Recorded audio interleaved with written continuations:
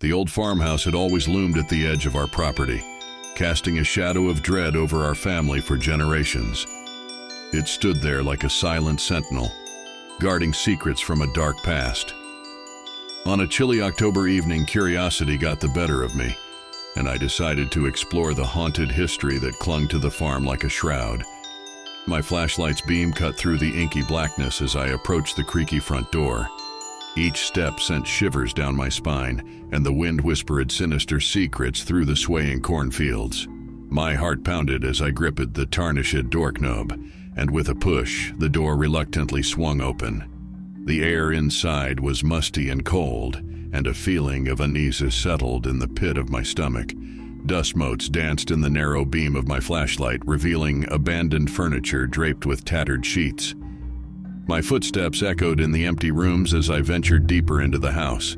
I reached a dimly lit corridor lined with family portraits, their eyes following me with an eerie intensity. They depicted generations of farmers who had toiled on this land, their faces etched with sorrow and torment. As I examined the last portrait, a feeling of malevolence washed over me. I turned away, but the sensation lingered.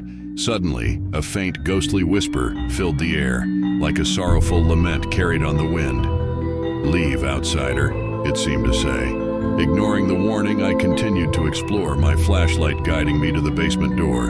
The stairs leading down were steep and narrow. As I descended, the temperature dropped dramatically, and a bone-chilling gust of wind extinguished my flashlight. Panic set in, but I couldn't turn back now.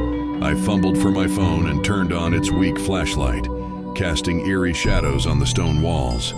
In the dim light, I saw something that made my blood run cold. Rusted chains hung from the ceiling, and a rust-streaked wooden chair sat in the center of the room. The air was thick with despair, and I knew I was standing in a place of unspeakable horror. As I backed away, the chains began to sway and clank as if moved by an unseen force. A voice, ghastly and filled with agony, echoed in the darkness. "You should not have come." The chains rattled louder, and the chair scraped across the floor, inching toward me. My heart raced as I sprinted up the stairs, fleeing the sinister presence below. Back in the dimly lit corridor, I heard the mournful whisper again, this time clearer. "The farm's curse lives on. Leave before it claims you too." But I couldn't escape the feeling that it was already too late. I stumbled through the abandoned rooms, the house itself seeming to conspire against my escape. The walls closed in around me, and the portraits leered as if mocking my foolishness.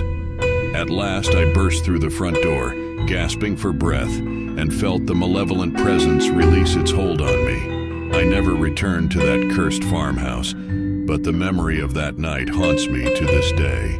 The farm's dark history remains a grim reminder of the horrors that lurk in the shadows, waiting for the next unsuspecting soul to stumble into their web of malevolence.